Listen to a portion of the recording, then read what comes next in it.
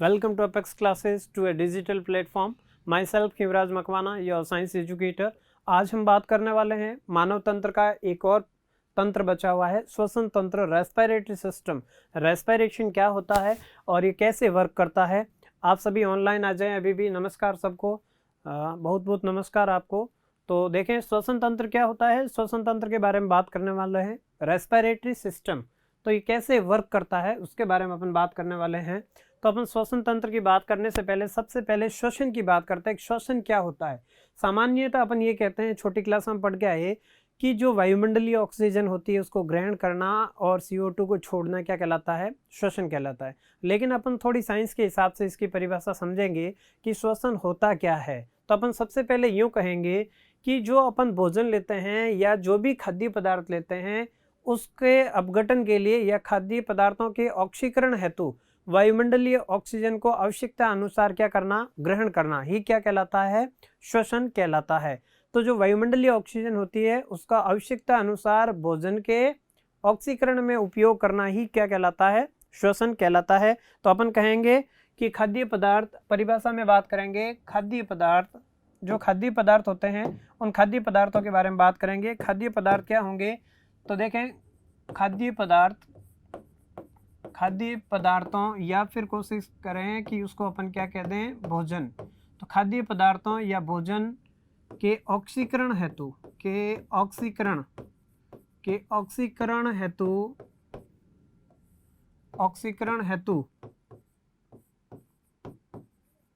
वायुमंडलीय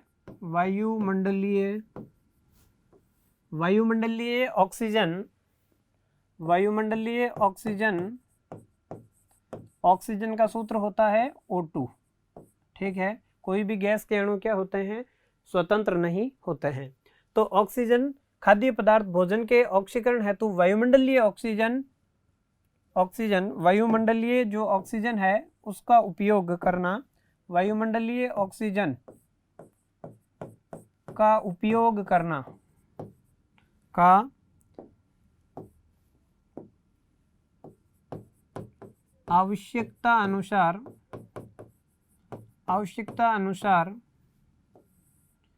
उपयोग करना ही श्वसन कहलाता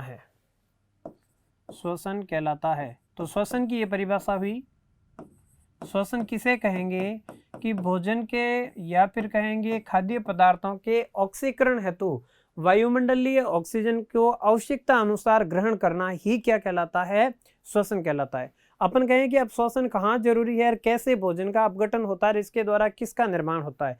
तो अपन भोजन क्यों करते हैं, क्योंकि अपन को ऊर्जा मिलेगी और ऊर्जा मिलेगी तो अपन सही ढंग से काम कर सकते हैं।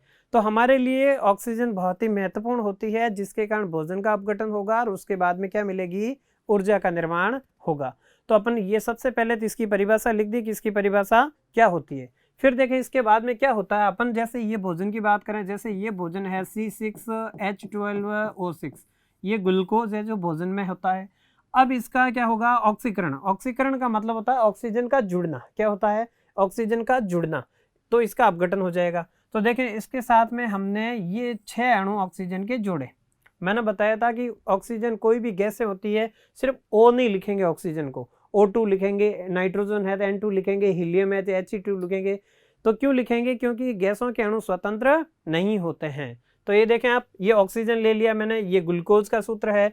अब इसको क्या कर दिया हमने, इसका अपघटन होगा, जिसके फलस्वरूप एक तो क्या बनेगी, 6CO2, क्या बनेगी, कार्बन डाइऑक्साइड। CO2 किसका सूत्र है, कार्बन डाइऑक्साइड। हम केमिस्ट्री, रसायन विज्ञान भी पढ़ेंगे, भौतिक विज्ञान ही पढ़ेंगे, क्योंकि 10वीं की किताब में आपको पता है रसायन विज्ञान भी है, भौतिक विज्ञान भी है, और साथ साथ में क्या है, जो पर्यावरण, इन्वायरमेंटल स्टडीज भी है, कि वन संपदा के बारे में भी है, खनिज संपदा के बारे में भी है, और कुछ फॉरेस्ट, जंगल के बारे में, जंगलों की कैसे रक्षा करना, कुछ पेड़ पौधों के रासायनिक नाम, वो सब अपन पढ़ने वाले हैं, और कुछ वैज्ञानिकों के बारे में भी पढ़ने वाले हैं। तो अपन अभी तो जीव विज्ञान का ये पार्ट है जो अपन पढ़ रहे हैं, श्वसन तंत्र, और श्वसन तंत्र में भोजन का अपघटन कैसे हो रहा है ये चीज़ पढ़ रहे हैं। और यहाँ पे जो समीकरण पढ़ रहे हैं वो केमिस्ट्री की समीकरण है। तो देखें ये ग्लूकोज है, ग्लूकोज के साथ में क्या लिया हमने, ऑक्सीजन, और ऑक्सीजन ग्रहण करने के साथ ही भोजन का अपघटन होगा और क्या बनेगी, कार्बन डाइऑक्साइड। और कार्बन डाइऑक्साइड के साथ में 6 अणु किसके बन जाएंगे, जल के। किसके बनेंगे, जल के। और साथ साथ में और क्या बनेगा, हमें एटीपी के रूप में यहाँ पे क्या बनेगी, ऊर्जा का निर्माण भी होगा। और जो ये ऊर्जा बनेगी उसका उपयोग अपन कहाँ करेंगे, दैनिक जीवन में कार्य करने हैं तो इस ऊर्जा का निर्माण होगा, जिसके कारण अपन काम आराम से कर सकते हैं। शाबाश। नेक्स्ट देखें, तो अपन यूं कह सकते हैं कि श्वसन के दौरान भोजन के ऑक्सीकरण के फलस्वरूप एक तो कार्बन डाइऑक्साइड और किसका निर्माण, जल ऊर्जा का निर्माण होता है। तो देखें, इस दौरान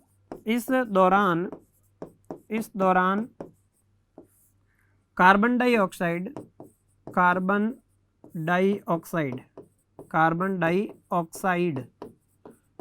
डाइऑक्साइड का सूत्र क्या है, CO2। शाबाश। CO2 वह ऊर्जा का निर्माण होता है। तो इसके भोजन के ऑक्सीकरण के फलस्वरूप किसका निर्माण होता है, ऊर्जा का निर्माण होता है। अब देखें, इस ऊर्जा का क्या होगा, इस रासायनिक ऊर्जा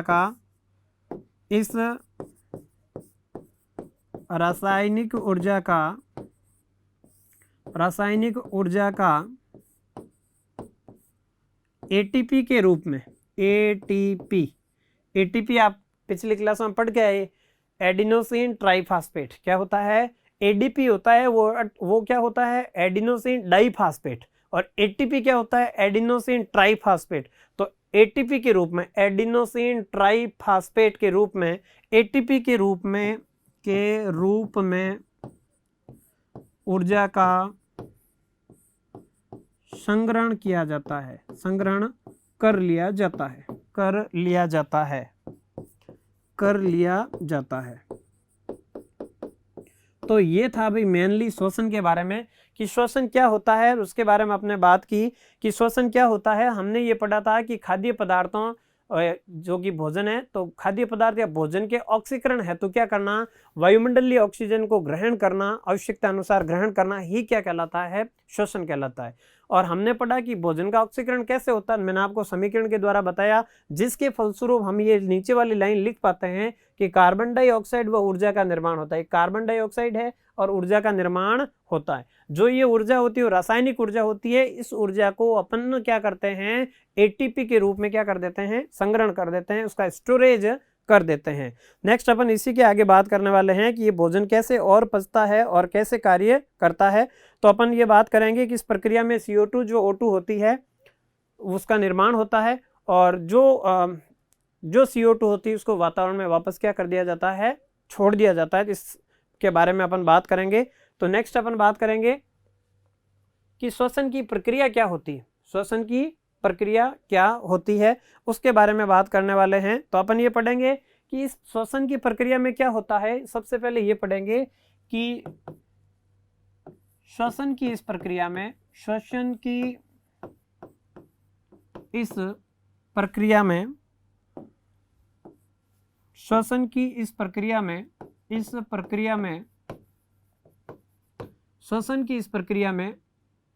CO2 व O2 का रक्त व कोशिकाओं के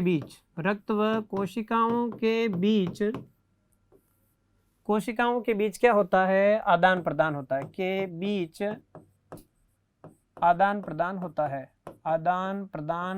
है। तो क्या होता है इस प्रक्रिया में, CO2 बनती है और क्या बनती है भाई, ऑक्सीजन होती है और CO2 होती है। तो इसका किसके बीच, एक तो ब्लड यानी फेफड़ों में जाएगी ऑक्सीजन और वहां से रक्त के द्वारा कोशिकाओं तक जाएगी, कोशिकाओं में CO2 बनेगी, फेफड़ों तक आएगी और वातावरण में छोड़ देंगे। तो कहने का मतलब है कि श्वसन की प्रक्रिया में क्या होता है, CO2 व O2 का रक्त व कोशिकाओं के बीच क्या होता है, आदान प्रदान होता है। यानी कि जो वायुमंडल की ऑक्सीजन ली वो फेफड़ों से होती हुई रक्त में जाएगी और रक्त से हाथों पैरों की प्रत्येक कोशिका तक ऑक्सीजन जाएगी। वहां पे भोजन का क्या होगा, अपघटन, जो आपने पढ़ा अभी, ऑक्सीकरण होगा। और वहां भोजन का अपघटन होगा क्योंकि भोजन हमने ग्रहण किया था और वो आंतों द्वारा अवशोषित होकर कहां पहुंच गया था, रक्त में, प्रत्येक कोशिकाओं तक पहुंच गया था। अब कोशिकाओं में कौन पहुंच गई, ऑक्सीजन। अब वहां पे भोजन का क्या हुआ, ऑक्सीकरण, जिसके फलस्वरूप क्या बनेगी, एटीपी के रूप में ऊर्जा, और साथ में क्या बनेगी, कार्बन डाइऑक्साइड। अब कार्बन डाइऑक्साइड वापस रक्त में होती हुई कहाँ आ जाएगी, फेफड़ों में, और फेफड़ों से अपन वापस कहाँ छोड़ देंगे, वातावरण में। सब समझ में आ रहा होगा आपको। तो अपन बात कर रहे हैं श्वसन की प्रक्रिया में कि इस प्रक्रिया में O2 यानी ऑक्सीजन व CO2 का आदान प्रदान किसके बीच में होता है, तो वो होता है भाई किसके बीच में, वो होता है रक्त व कोशिकाओं के बीच। नेक्स्ट अपन बात करने वाली इस प्रक्रिया में क्या होता है, तो इसमें ये ध्यान रखें, इस प्रक्रिया में क्या होता है, इस प्रक्रिया में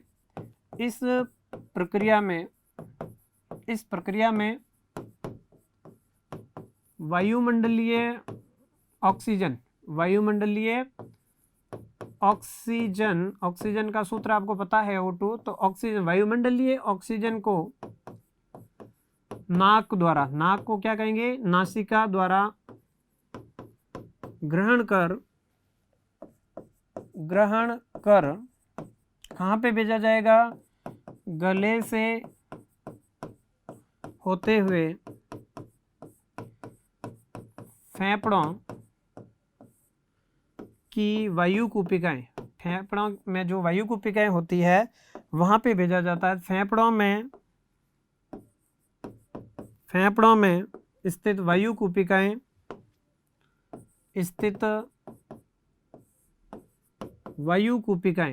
एरियोलाई कहते हैं, वायु कूपिकाएं, तो वायु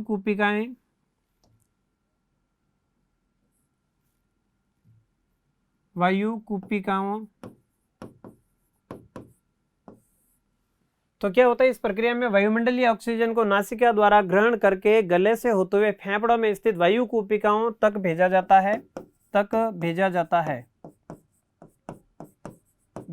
है। और वहां से क्या होता है भाई, वायु कूपिकाओं से, तो अपन कह सकते हैं कि वायु कूपिकाओं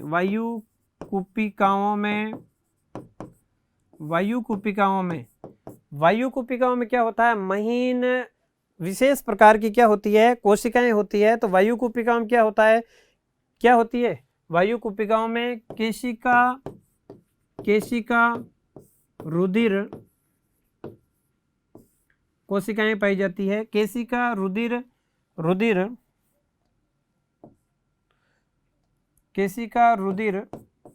वाहिकाएं पाई जाती है।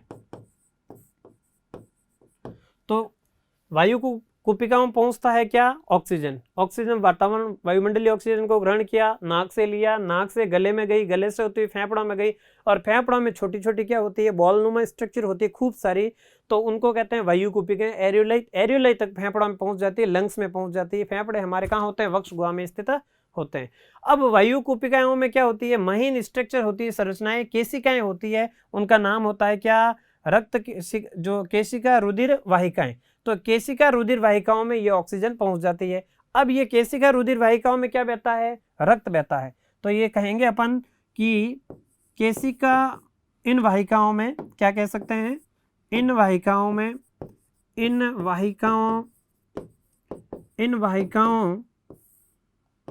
के रक्त द्वारा ऑक्सीजन ग्रहण कर ली जाती है। तो ऑक्सीजन ग्रहण कर ली, रक्त द्वारा ऑक्सीजन ग्रहण कर ली जाती है, ग्रहण कर ली जाती है, और उन्हें कहाँ भेजी जाती है, तथा इस ऑक्सीजन को कोशिकाओं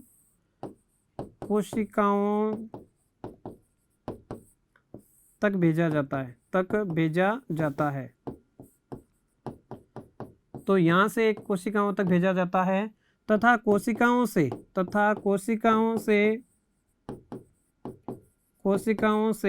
जो वापस क्या बनती है, CO2, तथा कोशिकाओं से प्राप्त CO2 को रक्त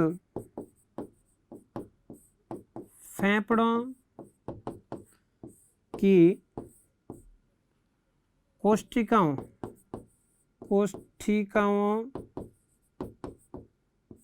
में छोड़ देता है। में छोड़ देता है। यही श्वसन की प्रक्रिया है भाई। श्वसन कैसे लेते हैं? सबसे पहले वायुमंडलीय ऑक्सीजन को नाक से ग्रहण किया, गले में गई, गले से होती हुई फेफड़ों में गई, फेफड़ों से आगे कहाँ पहुंच गई? वायु कूपिकाओं में पहुंच गई, एरियोलाइव।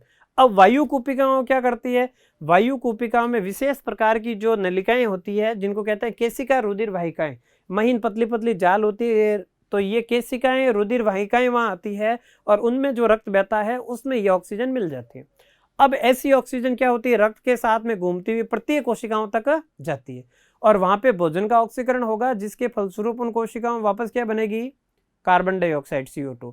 तो उन वापस कोशिकाओं से क्या होगा? प्राप्त जो CO2 होगी उसको रक्त लाके कहाँ छोड़ देगा? वायु की जो फेफड़ों की कोशिकाएं होगी उन कोशिकाओं में लाके छोड़ देगा CO2 को, और ऐसी CO2 वापस अपन कहाँ छोड़ देंगे? वातावरण में। तो बिल्कुल आई होप आपको समझ में आ रहा होगा, बहुत ही इजी श्वसन की प्रक्रिया है और ऐसी श्वसन की प्रक्रिया अपन दैनिक जीवन में डेली करते हैं। तो आपको समझ में आ रहा होगा। अगर आपको वीडियो समझ में आ रहा है तो वीडियो को तुरंत लाइक करें, शेयर करें दोस्तों। तो देखें, हम बात कर रहे हैं श्वसन की प्रक्रिया। वापस आपको समझा देता हूं कि वायु कूपिकाओं में क्या होती है? केशिका रुधिर वाहिकाएं। देखो सबसे पहले क्या हुआ? इस श्वसन की इस प्रक्रिया में कार्बन डाइऑक्साइड व O2 रक्त व कोशिकाओं के बीच में क्या होगा? आदान प्रदान। यानी रक्त ग्रहण करेगा O2 को और कोशिकाओं तक ले जाएगा और कोशिकाओं से वापस CO2 बाहर आएगी। यानी रक्त व कोशिकाओं के बीच ऑक्सीजन व कार्बन डाइऑक्साइड का क्या होगा? आदान प्रदान। कैसे होगा? इस प्रक्रिया में सबसे पहले वायुमंडल की ऑक्सीजन को हमने ली, फिर नासिका द्वारा कहाँ भेज दी? गले में, और गले से कहाँ भेजी? फेफड़ों में, फेफड़ों से कहाँ भेजी? वायु कूपिकाओं। वायु कूपिकाओं में क्या होती है? केशिका रुधिर वाहिका। ये केशिका रुधिर वाहिका इस ऑक्सीजन को ग्रहण करके कहाँ ले जाती है? कोशिका तक, और कोशिका में प्राप्त CO2 को वापस कहाँ छोड़ देती है? कोशिकाओं तक छोड़ देती है। यही श्वसन की प्रक्रिया है। अपन डायग्राम से भी समझेंगे, आगे इसको और अपन विस्तार से समझने वाले हैं। लेकिन अब अपन बात कर रहे हैं ह्यूमन रेस्पिरेटरी सिस्टम, यानी ये श्वसन की एक परिभाषाएं और जनरल इंट्रोडक्शन पढ़ा आपने। अब अपन जो बात कर रहे हैं वो कर रहे हैं मानव श्वसन तंत्र क्या होता है, किस किस से मिलकर बना होता है, क्या उसके भाग होते हैं। आइए बात करते हैं इसके बारे में। सबसे पहले तो मानव श्वसन तंत्र यानी ह्यूमन रेस्पिरेटरी सिस्टम के बारे में बात करते हैं। तो अपन बात करेंगे जो मनुष्य का श्वसन तंत्र है, मानव श्वसन तंत्र। मानव श्वसन तंत्र, श्वसन तंत्र का निर्माण निम्न भागों से मिलकर होता है,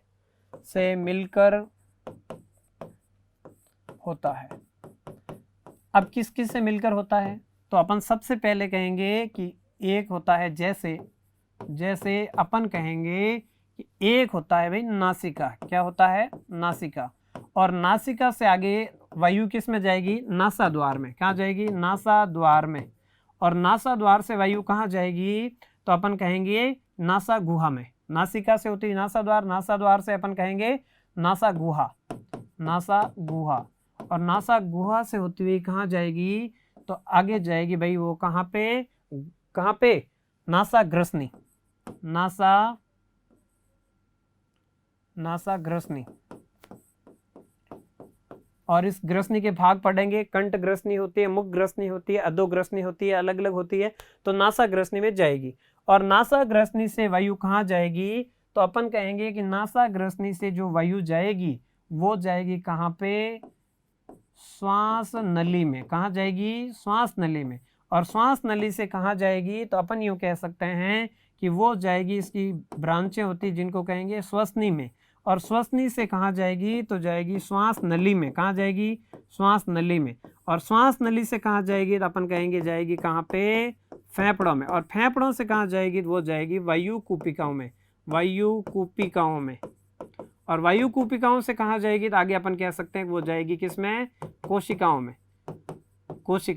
और कोशिकाओं से वापस CO2 बनेगी। ऑक्सीजन यहाँ तक गई और वहां से CO2 वापस, यही प्रोसेस दोहराएगा। वायु कूपिकाओं में आएगी, फिर वहां से फेफड़ों से होती श्वास नली, श्वसनी से होती हुई वातावरण में छोड़ दी जाएगी। तो ये एक प्रोसेस है। सबसे पहले नासिका आएगी, उसके बाद नासा द्वार, जो छोटे छोटे नाक के अंदर बाहर की ओर खुले हुए 2 छिद्र होते हैं जिनको द्वार कहेंगे, नासा द्वार। फिर नाक के अंदर की ओर एक खाली जगह होती है, उसको कहते हैं नासा गुहा, नेजल कैविटी बोलते हैं। उसके बाद क्या आता है, नासा ग्रसनी, यानी नाक के जो अंदर की भाग होता है उसको ग्रसनी कहेंगे, जहाँ खाली जगह होगी।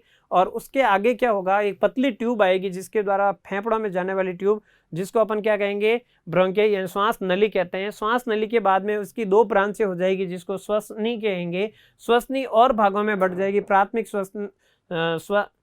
प्राथमिक श्वसनिकाओं में बदल जाएगी। तो ये रहेगा भाई श्वसनिकाएं, क्या कहलाएंगे इसको, श्वसनिकाएं।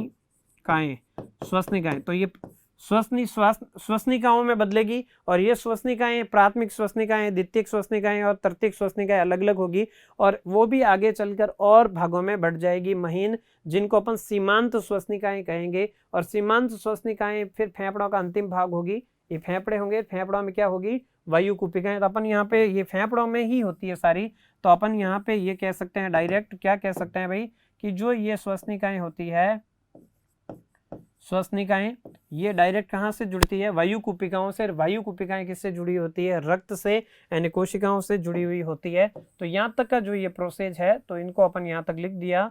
तो यहाँ से ये जो श्वसनिकाएं होती है ये किससे जुड़ी होगी, वायु कुपिकाओं से, वायु कुपिकाओं से, एरियोलाई से जुड़ी हुई होगी। अब अपन श्वसन तंत्र की बात करें तो इसके भाग, श्वसन तंत्र के भाग कौन कौन से होते हैं, तो इसके भाग 3 होते हैं। एक होता है भाई ऊपरी श्वसन तंत्र, कौन सा होता है, ऊपरी श्वसन तंत्र। इतना एक साथ नहीं पढ़ सकते, इसलिए अपन को इसको अलग अलग भागों में बांटा गया है। अपर रेस्पिरेटरी सिस्टम यानी ऊपरी श्वसन तंत्र, अपर रेस्पिरेटरी सिस्टम। फिर जो दूसरा पढ़ेंगे वो पढ़ेंगे कौन सा, निचला, कौन सा पढ़ेंगे, निचला श्वसन तंत्र, लोअर रेस्पिरेटरी सिस्टम। तो ये इसके भाग पढ़ेंगे अपन के 3 भाग होते हैं, और एक पढ़ेंगे अपन क्या, श्वसन मांसपेशियां पढ़ेंगे। तीसरा कौन सा पढ़ेंगे, श्वसन मांसपेशियां, श्वसन मांसपेशियां।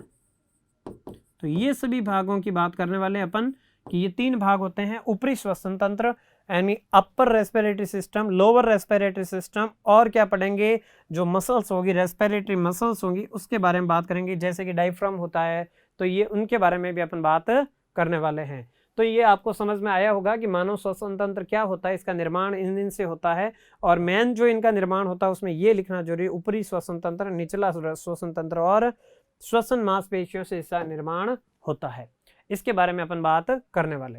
नेक्स्ट अपन बात कर रहे हैं वो क्या है, मानव श्वसन के प्रकार। जो आपने अभी पढ़े 3 प्रकार, कौन कौन सा, ऊपरी श्वसन तंत्र, निचला श्वसन तंत्र और श्वसन मांसपेशियां, इनके बारे में बात करेंगे। तो इसके प्रकार के बारे में इसके हमने पढ़ा था कि इसके मेनली कितने प्रकार होते हैं, 3 प्रकार होते हैं। कितने होते हैं प्रकार भाई, 3 प्रकार।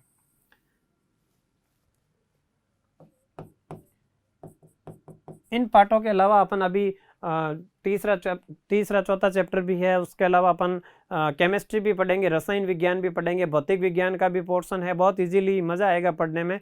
और उसके अलावा कुछ पर्यावरण का चैप्टर है वो भी पढ़ेंगे।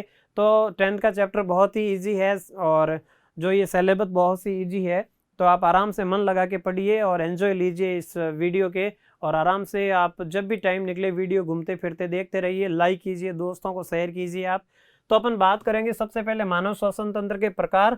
तो जो पहला है इसका प्रकार वो कौन सा है, ऊपरी श्वसन तंत्र, ऊपरी श्वसन तंत्र, श्वसन तंत्र एक हो गया ऊपरी श्वसन तंत्र।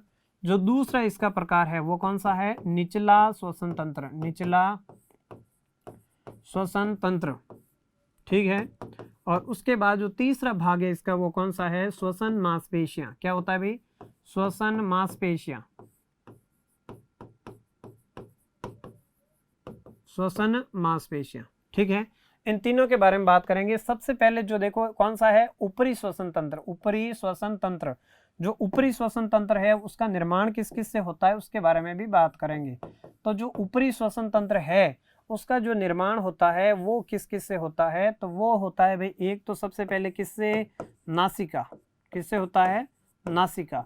और नासिका में पूरा पढ़ेंगे अपन, नासिका में नासा गुहा पढ़ेंगे और इनके क्या क्या भाग होते हैं, नासा द्वार, सब इसी में आ जाएंगे। तो एक तो अपन क्या पढ़ेंगे, नासिका। फिर क्या पढ़ेंगे, एक पढ़ेंगे क्या, मुख।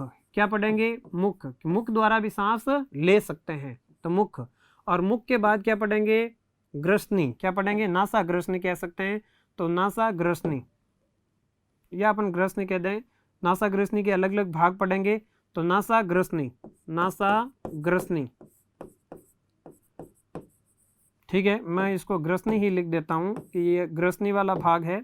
तो ग्रसनी पढ़ेंगे और ग्रसनी के अलग अलग भाग होंगे, इसलिए अपन ग्रसनी ले लेते हैं। ग्रसनी पढ़ेंगे और एक पढ़ेंगे अपन इसमें, क्या पढ़ेंगे, स्वर यंत्र। क्या पढ़ेंगे भाई, स्वर यंत्र। स्वर यंत्र का एक और नाम क्या है, लैरिंग्स। क्या है भाई, लैरिंग्स। पक्षियों में क्या होता है, सैरिंग्स। मनुष्य में जो ध्वनि उत्पन्न करता है उसको क्या कहते हैं, लैरिंग्स कहते हैं, लैरिंग्स। और पक्षियों में जो ध्वनि उत्पन्न करता है उसको सैरिंग्स कहते हैं। क्या कहते हैं, सैरिंग्स। दोनों अलग अलग होते हैं, लैरिंग्स और सैरिंग्स में अंतर, ये ध्यान रखें आप। तो ये है क्या, लैरिंग्स, लैरिंग्स, ठीक है। लैरिंग्स होता है मनुष्य में, लैरिंग्स, ठीक है।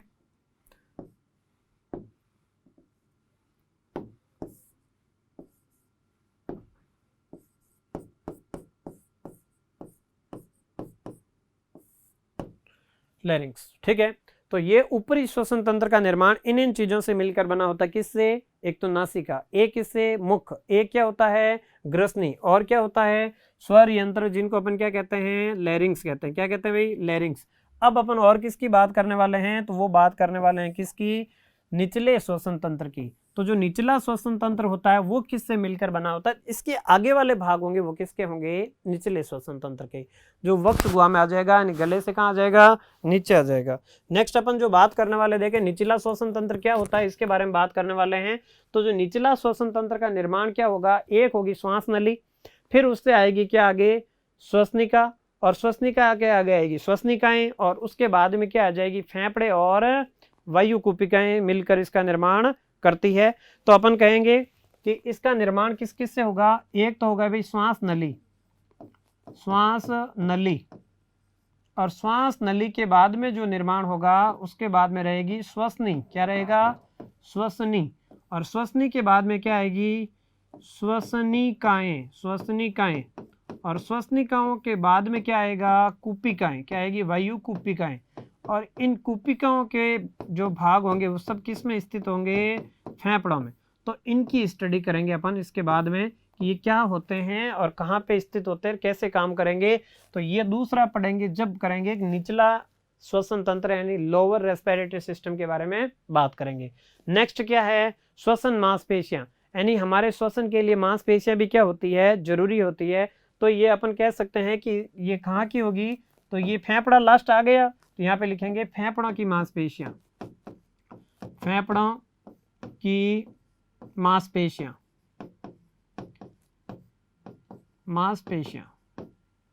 तो फेफड़ों की मांसपेशियां व साथ साथ में क्या, मध्यपट, या फिर अपन कह सकते हैं उसको डायफ्राम। क्या कह सकते हैं, डायफ्राम, मध्यपट। तो ये सभी मिलकर किसका निर्माण करती है भाई, श्वसन मांसपेशियों का निर्माण करती है। ये था श्वसन के प्रकार।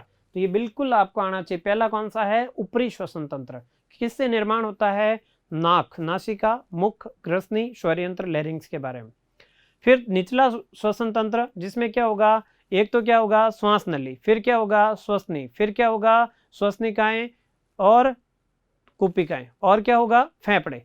और बाद में अपन किसकी बात करने वाले हैं, तो बाद की जो बात करेंगे वो करेंगे किसके बारे में, श्वसन मांसपेशियों के बारे में। तो हर जो फेफड़ों की मांसपेशियां होती है वह, और डायफ्राम जिसको अपन क्या कहते हैं, मध्यपट, तनुपट होता है, तो वो सभी मिलकर किसका निर्माण करते हैं, श्वसन मांसपेशियों का निर्माण करते हैं। तो इसके 3 भाग हमने पढ़े, उनमें से एक भाग का आज विस्तार से अपन अध्ययन करने वाले हैं। मनुष्य के ऊपरी श्वसन तंत्र का विस्तार से वर्णन करना है आज। तो अपन सबसे पहले बात कर रहे हैं किसके बारे में, तो अपन बात कर रहे हैं श्वसन तंत्र का नामांकित चित्र आपके सामने है, वो पहले समझ लें आप, उसके बाद अपन आगे डिटेल से पढ़ेंगे। देखो ये है नासा गुहा, नाक के अंदर की जो खाली जगह दिख रही है इसको बोलते हैं नासा गुहा, ठीक है।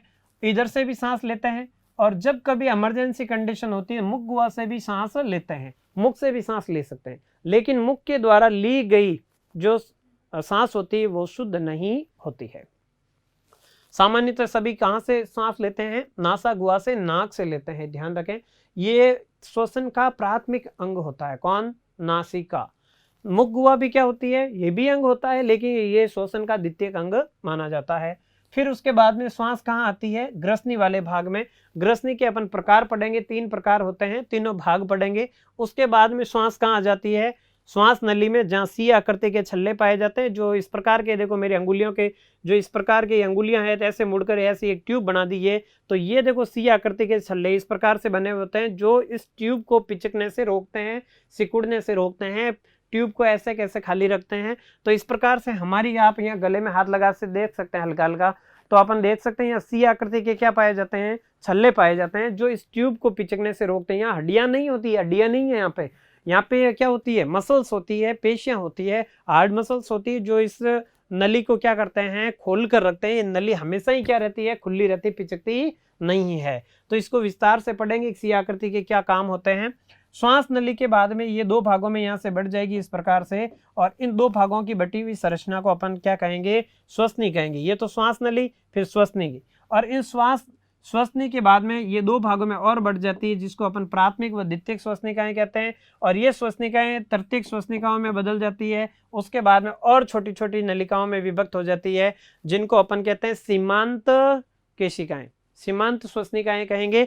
तो सीमांत श्वसनिकाओं के सिरे पर छोटी छोटी ऐसी संरचनाएं पाई जाती है, माना कि सीमांत श्वसनिका, ये ऐसे एक श्वसनी गई और उसके बाद ये 2 भागों में ऐसे विभाजित हुई, उसके आगे ये और जो भागों में विभाजित हुई तृतीयक श्वसनिकाओं में, तो इस प्रकार से ये द्वितीयक श्वसनिकाएं बनी, द्वितीयक श्वसनिकाओं से तृतीयक श्वसनिकाएं बनी, और तृतीयक श्वसनिकाओं के आगे इस प्रकार से छोटी छोटी और क्या बन गई, सीमांत श्वसनिकाएं बन गई। क्या बन गई भाई, सीमांत श्वसनिकाएं बन गई। और इन सीमांत श्वसनिकाओं के सिरे पर क्या पाए जाते हैं, इस प्रकार की संरचनाएं होती है, बॉलनुमा संरचनाएं होती है, जिनको अपन क्या कहते हैं भाई, वायु कूपिकाएं। क्या कहते हैं, वायु कूपिकाएं कहते हैं, एरियोलाई कहते हैं। तो ये कहाँ पाई जाती है, सारी इस प्रकार से फेफड़ों में पाई जाती है। कहाँ होती है भाई, ये एक फेफड़े की स्ट्रक्चर मैंने आपके सामने रखी, तो इस प्रकार से इनकी सिरों पर इस प्रकार की क्या पाई जाती है, वायु कूपिकाएं पाई जाती है।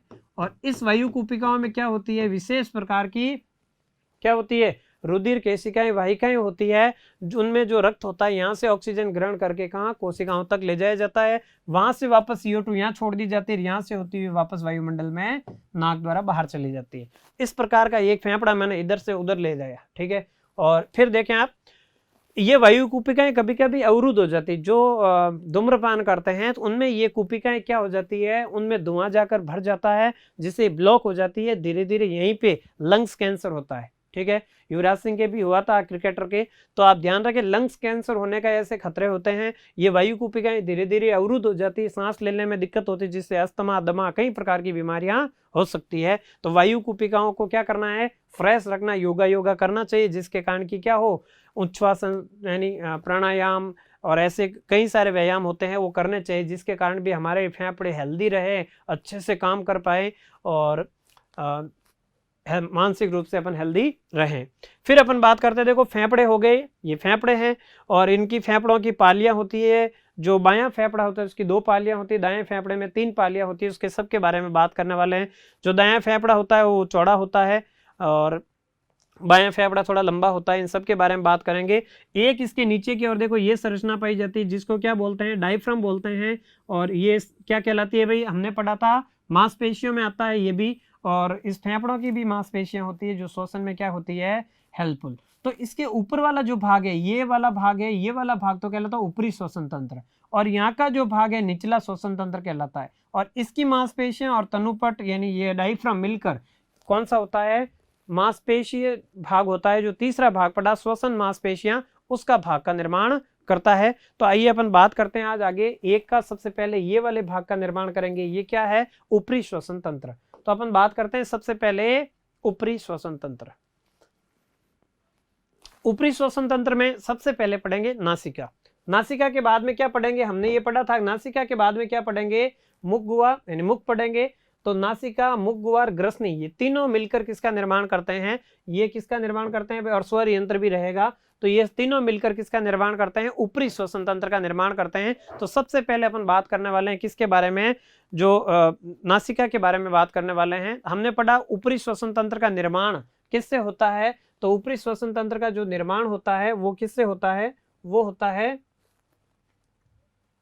ऊपरी श्वसन तंत्र का जो निर्माण होता है वो होता है भाई किससे, एक तो होता है नासिका से और दूसरा किससे होता है, मुख से, और तीसरा किससे होगा, नासिका, मुख, ग्रसनी और स्वर यंत्र। ये सभी मिलकर ऊपरी श्वसन तंत्र का निर्माण करते हैं। जिसमें आपको लिखना है ऊपरी श्वसन तंत्र का निर्माण नासिका, मुख, ग्रसनी और किससे, स्वर यंत्र से इसका निर्माण होता है। फिर बात करने वाले हैं किसके बारे में, नासिका के बारे में, कि नासिका क्या होती है। तो अपन बात करेंगे कि ये क्या होती है भाई, तो ये अपन कहेंगे कि ये श्वसन का क्या है, ये श्वसन का क्या है, प्राथमिक अंग है। यह श्वसन का प्राथमिक अंग है, प्राथमिक अंग है, ये श्वसन का प्राथमिक अंग है। द्वितीयक अंग कौन सा है, मुंह। लेकिन मुंह द्वारा ली गई सांस क्या नहीं होती, शुद्ध नहीं होती। और ये शुद्ध क्यों होती, इसके बारे में भी बात करेंगे। नाक से ली हुई शुद्ध क्यों होती है, मुख से द्वारा अशुद्ध होती है, तो नाक से क्यों शुद्ध होती है। तो अपन बात करेंगे ये श्वसन का क्या है, प्राथमिक अंग है। कौन, नासिका है, ये प्राथमिक अंग है। और ये कहां से कहां तक चलती है, इसके बारे में बात करेंगे। यह नासाद्वार, नासाद्वार से शुरू होती है, शुरू होती है तथा नासागुहा में खुलती है, नासागुहा में खुलती है, नासागुहा में खुलती है। यानी इन नाक के जो छिद्र होते हैं अंदर की ओर जो खाली जगह होती है उसको नेजल कैविटी या नासागुहा कहते हैं। अब अपन ये कहेंगे कि नासागुहा में क्या होता है, तो अपन कहेंगे नासागुहा में, नासागुहा में महीन क्या होते हैं, महीन बाल होते हैं, महीन बाल व श्लेष्मा, म्यूकस श्लेष्मा होती है। ठीक है, श्लेष्मा जो चिकना पदार्थ होता है, श्लेष्मा और महीन बाल होते हैं। और अपन कह सकते हैं कि इसकी भित्ति के अंदर की ओर महीन जाल होते हैं, महीन पतली झिल्ली होती है। और उस पतली झिल्ली में क्या प्रवाहित होता है, रक्त का प्रवाह होता है। तो अपन कहेंगे कि इसमें क्या होता है, महीन बाल होते हैं, श्लेष्मा होता है और एक पतली झिल्ली, पतली झिल्ली, पतली झिल्ली, पतली झिल्ली में रक्त का प्रवाह होता है। यहाँ वायुमंडलीय ऑक्सीजन, वायुमंडलीय ऑक्सीजन वायुमंडलीय ऑक्सीजन O2 का छनन होता है, छनन होता है। ऑक्सीजन का छनन होता है, छनन होता है, जिससे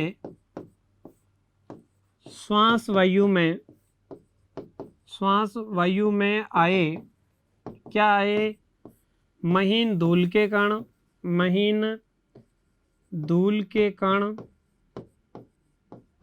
और क्या, कुछ फुफुद, महीन धूल के कण हो गए, फुफुद आदि पृथक हो जाते हैं, आदि क्या हो जाते हैं, पृथक हो जाते हैं, हो जाते हैं। ये नासिका का काम है, नाक का। फिर क्या होता है नासिका में और, तो अपन कहेंगे नासागुहा में, नासागुहा में एक एक हड्डी, एक हड्डी, एक हड्डी होती है, एक महीन बीच में क्या पाई जाती है, एक हड्डी पाई जाती है बीच में महीन, और वो इस नासागुहा को दो भागों में धीरे बांटने का काम भी करती है। तो ये महीन हड्डी होती है, वह क्या पाई जाती है, हड्डी होती है, तथा पतली झिल्ली होती है, पतली क्या पाई जाती है भाई, झिल्ली होती है। तो यहाँ पे एक वूमर बोन पाई जाती है, हड्डी होती है नाक पर, बहुत ही लचीली हड्डी होती है ये। और कभी आप देखते हैं इस हड्डी को जो बॉक्सर होते हैं, जो फाइटिंग करते हैं, वो क्या करते हैं, बॉक्सर इस हड्डी को क्या कर देते हैं, निकलवा देते हैं। नहीं तो यहाँ पे क्या होता है, थोड़ी से भी लगने पर इसकी जो झिल्ली होती है फट जाती है, नाक से क्या निकलने लग जाता है, खून। क्योंकि इस हड्डी के आसपास महीन पतली झिल्ली होती है और उस पतली झिल्ली के हड्डी से थोड़ा सा भी दबाव आता है तो वो फूट जाती है और नाक से ब्लीडिंग शुरू हो जाती है। तो जो बॉक्सर होता है इस नाक की हड्डी को क्या कर देते हैं, निकलवा देते हैं। नाक उनका क्या हो जाता है, कान की तरह पेश ही अंग हो जाता है सिर्फ, ठीक है। तो ये ध्यान रखें, वो निकलवा देते हैं इस हड्डी को। तो ये बड़ा एक सीक्रेट रहस्य था जो आपको मैंने बताया। और भी ऐसे कई सीक्रेट चीज़ें होगी जो बायोलॉजी से संबंधित होगी, हम बातें करते रहेंगे आपके साथ में। तो हम बात कर रहे थे नासिका के क्या काम होते हैं। सबसे बड़ी बात है कि ये श्वसन का प्राथमिक अंग होता है और ये नासा द्वार से शुरू होता हुआ नासा गुहा में खुलता है। नासा गुहा में महीन बाल श्लेष्माएं होती है। श्लेष्मा क्या होता है, एक चिकना पदार्थ होता है जो नाक में पाया जाता है और तरल पदार्थ होता है, आधा तरल सेमी तरल कह सकते हैं, अर्ध ठोस या कह सकते हैं। तो गोंद जैसा चिपचिपा पदार्थ होता है जो धूल के कणों को चिपका के नाक में ही रख लेता है, कचरा बाहर कर देता है और शुद्ध वायु को कहाँ भेजता है, फेफड़ों में भेजता है, ठीक है। और ये श्वास वायु में आए महीन धूल के कणों, फुफूंद आदि को क्या कर देते हैं, पृथक कर देते हैं और शुद्ध वायु को कहाँ भेजते हैं, फेफड़ों में। तो अपन यहाँ पे लिख सकते हैं कि शुद्ध वायु को फेफड़ों में भेजते हैं, फेफड़ों में जाती है। शुद्ध वायु क्या करती है, फेफड़ों में जाती है, ठीक है। तो ये तो था पूरा का पूरा किसके बारे में, नासिका के बारे में, कि नासिका होती क्या है और कैसे काम करती है। नेक्स्ट देखें, नेक्स्ट जो ऊपरी श्वसन तंत्र का भाग कौन सा है, मुख। तो अपन ये बात की आपने कि मुख भी एक श्वसन अंग है, द्वितीयक श्वसन अंग है। प्राथमिक श्वसन अंग नाक है, द्वितीयक श्वसन अंग कौन सा है, मुख। तो ये कभी कभार मुख से भी सांस लेते हैं, लेकिन क्या होता है, इस द्वारा ली गई सांस क्या नहीं होती, शुद्ध नहीं होती है। तो इसके बारे में नेक्स्ट अपन बात करेंगे कि मुख क्या होता है और ये कैसे काम करता है। तो अपन ये कहेंगे मुख श्वसन तंत्र का क्या है, द्वितीयक श्वसनांग है, द्वितीयक श्वसनांग है। तो ये क्या है भाई, द्वितीयक श्वसनांग है। कौन, जो मुख के बारे में बात करें। लेकिन ये ध्यान रखें और क्या है, लेकिन श्वसन की प्रक्रिया की प्राथमिकता नासिका की होती है, नासिका की होती है। परंतु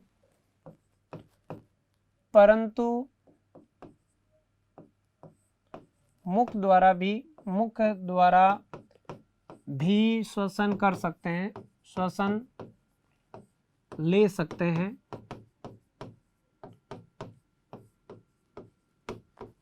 परंतु यह वायु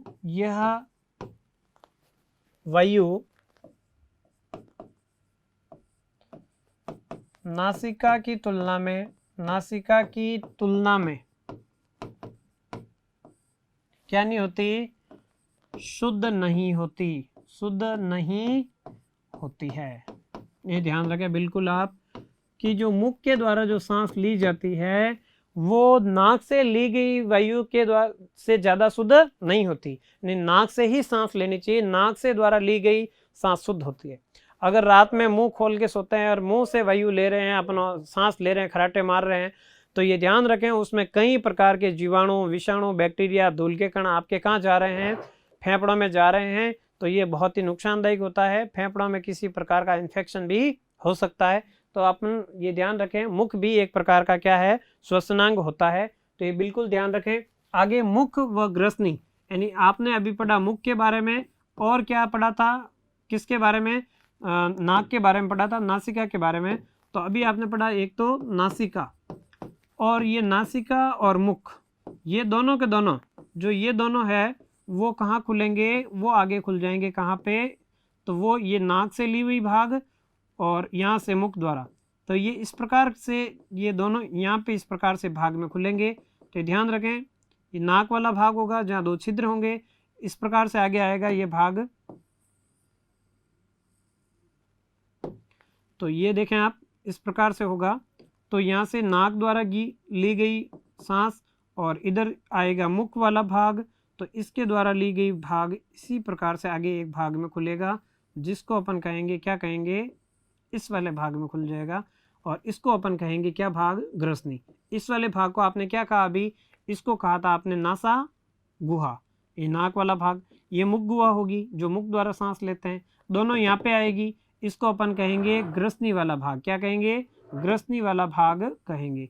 तो ग्रसनी वाले भाग में ये आ जाती है, तो इसके बारे में अपन बात करेंगे। और ये ग्रसनी फिर आगे कहाँ खुलेगी भाई, श्वास नली में खुलेगी। और श्वास नली से पहले यहाँ पे क्या पाया जाता है, यहाँ पे स्वर यंत्र पाया जाता है। क्या पाया जाता है, 9 प्रकार की पेशियों से मिलकर एक यंत्र पाया जाता है, जिसको क्या कहते हैं, स्वर यंत्र कहते हैं। तो ये तो रही नासिका गुहा, यहाँ पे मुख व मुख गुहा, मुख व मुख गुहा।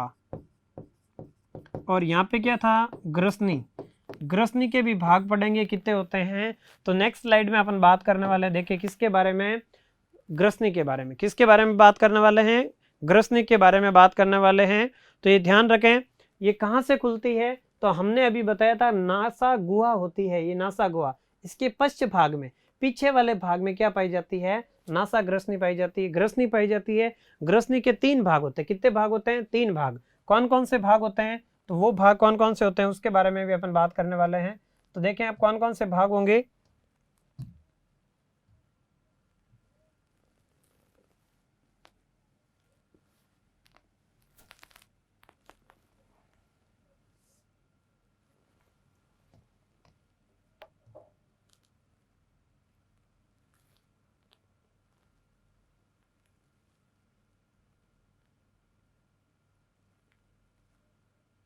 ये देखिए आप डायग्राम इसमें। तो अपन बात करेंगे सबसे पहले कि कहाँ कहाँ क्या क्या होता है। तो अपन बात करेंगे नाक के द्वारा जो सांस लेते हैं, इस प्रकार से ये यहाँ से सांस लेते हुए अपन नाक के द्वारा सांस ली, ये सांस इधर से होती हुई अंदर गई, ये सांस अंदर गई, कौन सी गैस, O2। यहाँ पे क्या होता है, इसका O2 का शुद्धिकरण, क्योंकि यहाँ पे नाक में महीन बाल पाए जाते हैं और कुछ म्यूकस पाई जाती है, श्लेष्मा, ये इसमें बीच में यहाँ पे एक हड्डी भी होती है। तो यहाँ पे क्या होता है, जो भी कचरा आया यहाँ पे जम जाते हैं और शुद्ध वायु आगे जाती है। शुद्ध वायु यहाँ तक आ जाती है, आगे चलती चलती यहाँ से होती हुई, और ये नासा गुहा कहलाई, नाक के अंदर वाली संरचना। फिर आया ग्रसनी, ये मुख ग्रसनी और ये ग्रसनी। तो देखो ये नाक के पीछे की जो संरचना है, यानी अपन कहेंगे कि जो ग्रसनी होती है उसके 3 भाग होते हैं। कौन कौन से भाग होते हैं, 3 भाई। तो देखो एक तो होता है कौन सा, नासा ग्रसनी। दूसरा कौन सा, जो मुख के पीछे मुख ग्रसनी, नाक के पीछे वो नासा ग्रसनी। फिर आगे आएगी कंठ वाले भाग में, दोनों आकर मिलेगी तो उसको क्या कहेंगे, कंठ ग्रसनी कहेंगे। तो ये ध्यान रखें, ग्रसनी के कितने भाग हो गए, नासा ग्रसनी, मुख ग्रसनी और कंठ ग्रसनी। कंठ ग्रसनी को अधोग्रसनी भी कहते हैं, अधोग्रसनी, ठीक है। तो ये ध्यान रखें, तीनों प्रकार हो गए। तो ये ग्रसनी के कितने भाग हो गए, 3। कौन कौन से हुए, नासा ग्रसनी, मुख ग्रसनी और कौन से भाग हुए, कंठ ग्रसनी वाले भाग हुए। इन तीनों के बारे में अपन विस्तार से अध्ययन करने वाले हैं। तो कौन कौन से होते हैं इसके बारे में भी बात करेंगे। फिर आगे कौन सा भाग आ जाएगा, तो आगे आएगा कौन सा, श्वास नली। तो आगे श्वास नली किसका भाग होगा, वो रहेगा निचले श्वसन तंत्र का भाग, यानी यहाँ तक जो भाग है वो कौन सा है, ऊपरी श्वसन तंत्र। क्या आएगा, नासिका। फिर आएगा कौन सा, मुख। मुख के बारे में हमने पढ़ लिया, नासिका के बारे में 2 चीजों के बारे में पढ़ लिया। तीसरा भाग हम पढ़ेंगे ग्रसनी, इसके 3 भाग हो गए, नासा ग्रसनी और मुख ग्रसनी और कंठ ग्रसनी। और एक और बच जाएगा कौन सा, स्वर यंत्र के बारे में बच जाएगा। तो अपन कहेंगे इसके 3 भाग होते हैं। कौन कौन से भाग होते हैं इसके, एक तो भाग होगा भाई कौन सा, सबसे पहले नासा ग्रसनी। कौन सा होगा, नासा ग्रसनी, नासा ग्रसनी। फिर दूसरा कौन सा होगा, मुख ग्रसनी, मुख ग्रसनी, मुख ग्रसनी। और तीसरा भाग जो कौन सा होगा वो होगा कौन सा, कंठ ग्रसनी, कंठ ग्रसनी, कंठ ग्रसनी। तो ये 3 भाग हो गए इसके, कौन कौन से, नासा ग्रसनी, मुख ग्रसनी और कौन सा, कंठ ग्रसनी, ठीक है। ये 3 भाग इसके हो गए और इन तीनों के बारे में विस्तार से अपन बात करने वाले हैं। तो सबसे पहले देखो श्वास वायु का प्रवाह। तो श्वास कहाँ तक पहुंच गई, नाक के द्वारा कहाँ पहुंच गई, नासा गुहा में। तो अपन कहेंगे नासा गुहा, नासा गुहा। नासा गुहा से वायु, श्वास जो वायु है, सांस वायु कहाँ पहुंचेगी? तो वो पहुंचेगी सबसे पहले कौन से वाले भाग में? तो यहाँ से पहुंचेगी सबसे पहले किस वाले भाग में? नासा ग्रसनी, फिर मुख ग्रसनी और कंठ ग्रसनी में। तो सबसे पहले कहाँ पहुंचेगी? तो वो पहुंचेगी नासा ग्रसनी में। कहाँ पहुंचेगी? नासा ग्रसनी में। और नासा ग्रसनी में पहुंच जाएगी, फिर क्या होगा? फिर श्वास वायु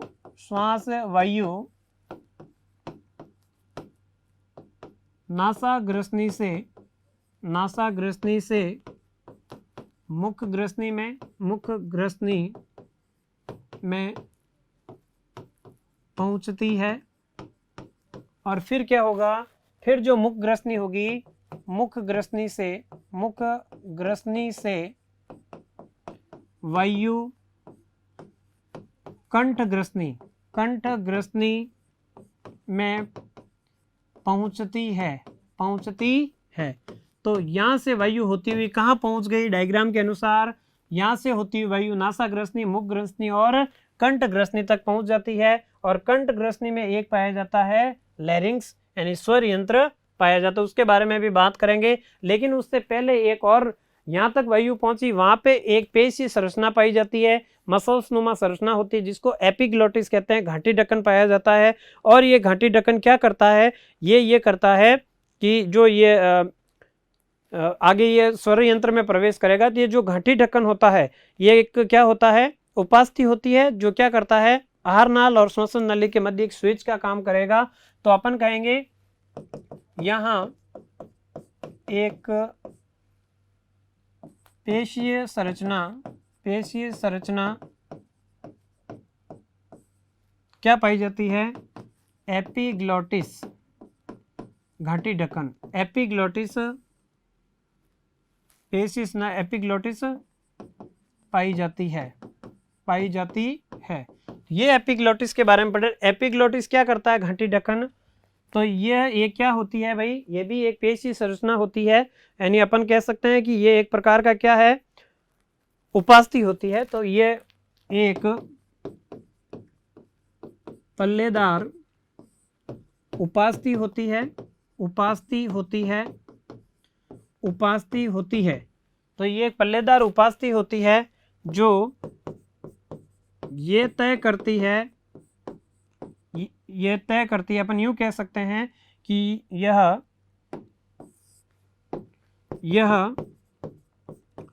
श्वास नली व भोजन नली या आहार नली कह सकते हैं, आहार नली के मध्य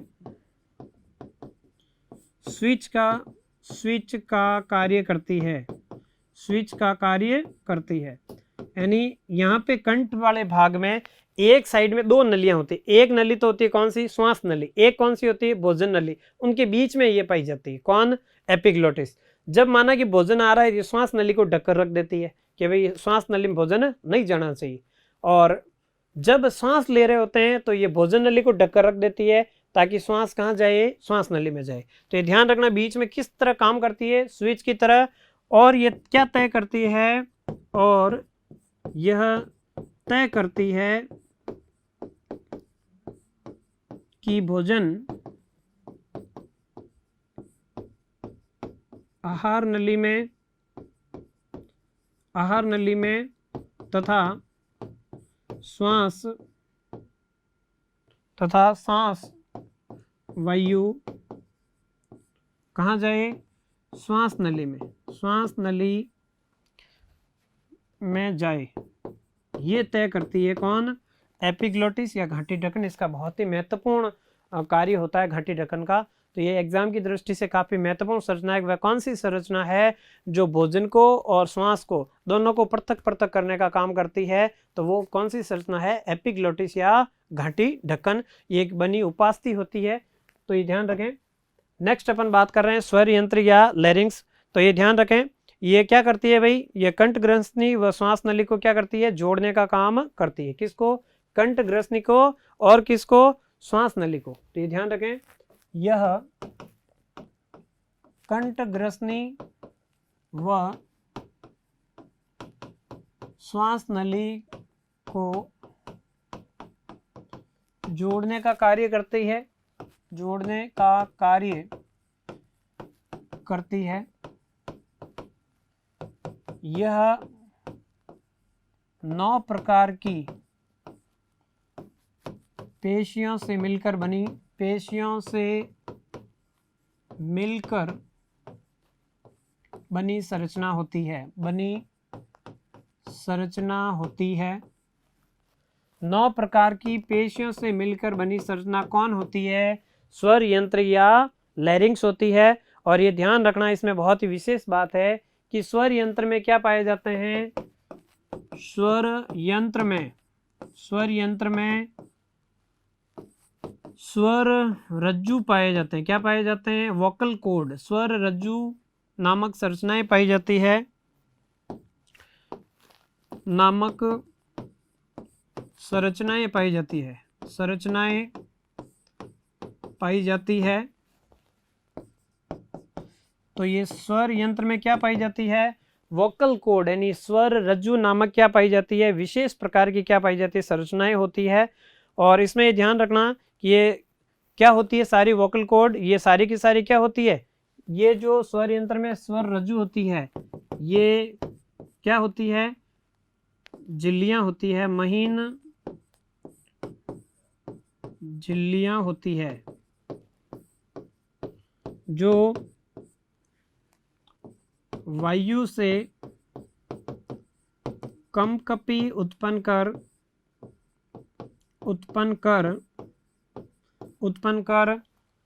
ध्वनि उत्पन्न करती है, ध्वनि उत्पन्न करती है।